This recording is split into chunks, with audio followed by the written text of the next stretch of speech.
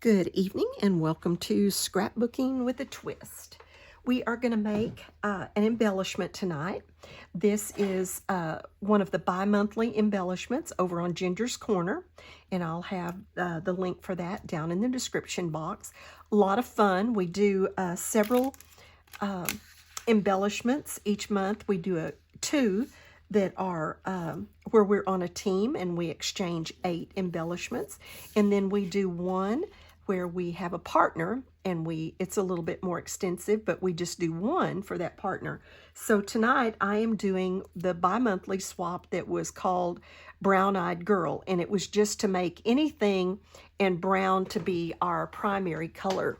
And so I tonight made these acorns with the leaves, kind of with the fall theme. So that's what we're going to make tonight. I used a little die cut set that I got somewhere, I don't know where, a little die cut set that has the oak leaf and a couple of different sizes of acorns, and I'll show you how I did those. But the first thing I want to do is show you how I did the leaves, because I didn't really have any paper that I wanted to use for these leaves. I really wanted them to look like fall leaves that have the different colors in them. And so I decided to get out my inks, and I started with crushed olive, and I just took some scraps of some kind of off-white paper from my scrap drawer, and I just started making a mess. Just literally making a mess with these inks. Splotchy, the splotchier the better, because we want that turning of the leaves look. So there's some crushed olive, and then I went to carved pumpkin, and I added a little bit of it.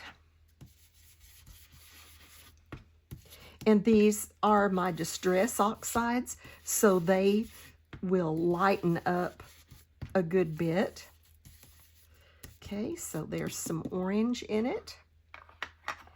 And then I went to my vintage photo and added just a little bit of brown to it.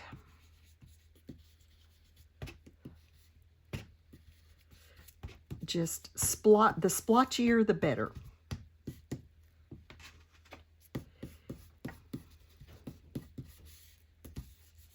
Okay, and then I just kind of blended it a little bit. Didn't even put any more ink on it with my crushed olive. And then I went to my die cut machine and cut my leaves from that, and then I inked them in the vintage photo. And so I just wanted to show you how I made the paper for my leaves. So I've already got a couple of them cut. So see, when it lightens up, that's what you get. And then I used my vintage photo to just ink them around the edges to give them that fall leaf look, and to get more brown into my brown-eyed girl swap. Just inking all around these. While I'm doing this, I'm going to go ahead and do the twist. The twist tonight is going to come from 3 different scriptures, actually. But have you ever been to a Build-A-Bear? Like the mall, our mall, I don't think it does anymore, but our mall used to have a Build-A-Bear. My niece, every time they'd come visit us, she'd want to go to our mall and do a Build-A-Bear. And you get to choose the color of your bear, you get to choose their eyes, you get to choose the clothes that they're going to have on. I mean, you can put glasses or sunglasses. I mean, all kinds of choices. But you just get to make that bear any way you want to. And I think sometimes that we act like we can do that with the Lord, that we can make him anything we want him to be, that we can just choose the things that we like about him and not choose the things that we don't like about him. Take those attributes that we like, but leave the ones that we don't like. For example, God is love. Oh yeah, I'll take that one. Yep, give me an extra portion of that one. Or You know, God forgives. Yeah, I like that one. Let's for sure do it. And then when it comes to God expects us to be obedient to his commands, not so much on that one. Or God disciplines those that are his, I really don't like that one. And so we just act like that we can pick and choose, but it just doesn't work that way. God is God. And the first scripture that I want to use is from Hebrews 13:8, and it says, Jesus Christ is the same yesterday, today, and forever. The other one I want to use is from the Old Testament, from Malachi, and it says, I, the Lord, do not change. And then the other scripture that I want to use is from Genesis 1:27, where it says that God made us in his image. We can't make God in our image. We can't make God. He's not a smorgasbord. He is not a Build-A-Bear. He is God. And he is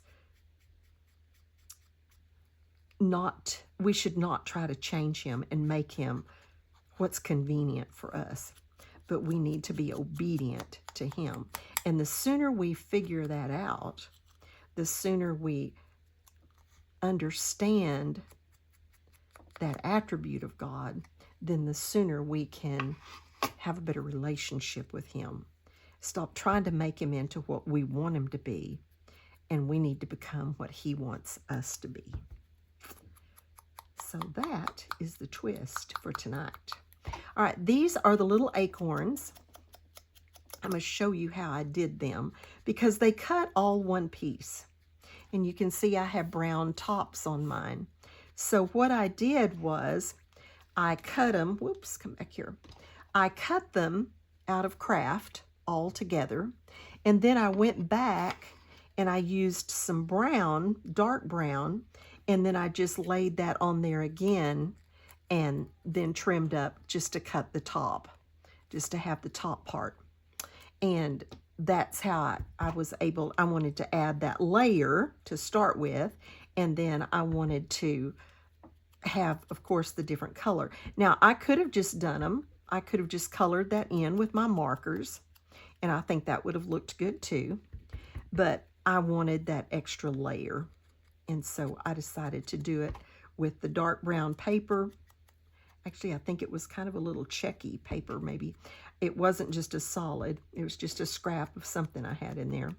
And then layer it on top of the craft color for the bottom part of my acorn. Fine tip for this. So just going to glue these, get my tweezers.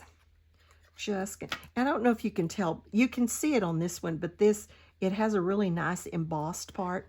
These leaves have some really nice embossing on them also. As a matter of fact, the leaves emboss so deep, it actually cuts them, and I ended up having to put some little pieces of paper on the back of them just to keep them from being too cut up.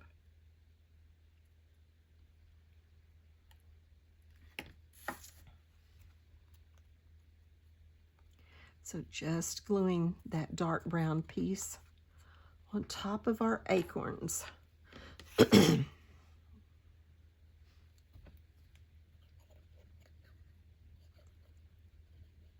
Hope y'all had a good day today. We had a good day. Of course, my puppies, my daughter-in-law came over and stayed with them for just a little while because another friend and I needed to go to Fort Worth to pick out some trim for our church remodel that we're doing to make a big frame that's going to go around our baptistry. I think it's going to be really pretty.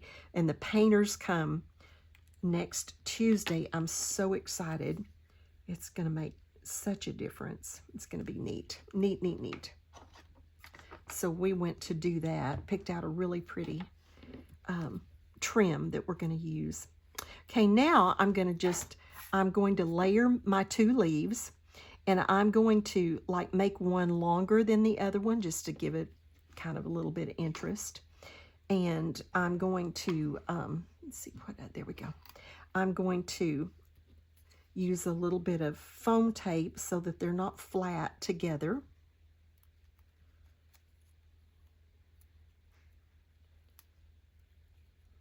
If I can get it off. There it goes. So I'm just going to kind of offset them and make one a little longer than the other one.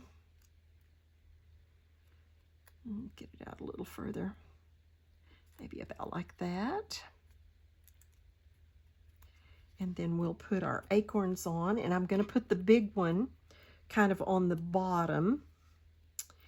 And I'm going to put the big one over here on the shorter leaf with just a piece of foam there.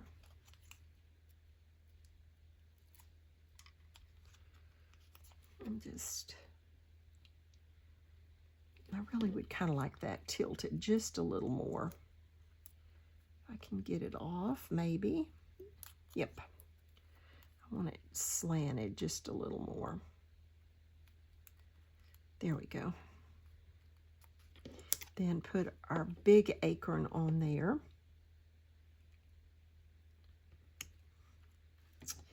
Then some foam on our little acorn.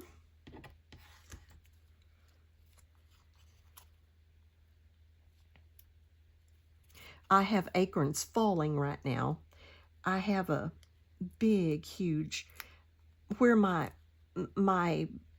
garage is separate from my house, but it's all joined by a big, big, big covered patio area, or in front of the garage, you can call it carports or whatever, but it's all one piece, and it's all joined to the house. And so it's this really big area with this big, huge, and we have metal roof, or I have a metal roof. And so when those acorns start falling, it sounds like a war zone here. Okay, we're going to make this little bow. And I don't know how you make bows, but this is how I make bows. I just make a little loop, flip it around like that, stick it through there. Oops.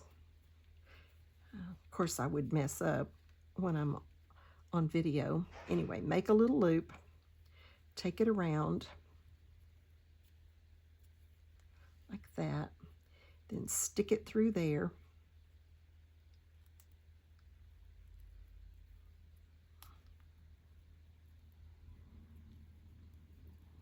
And pull it tight, and then even it up. Get it the size you want it, and even it up. Trim our little tails.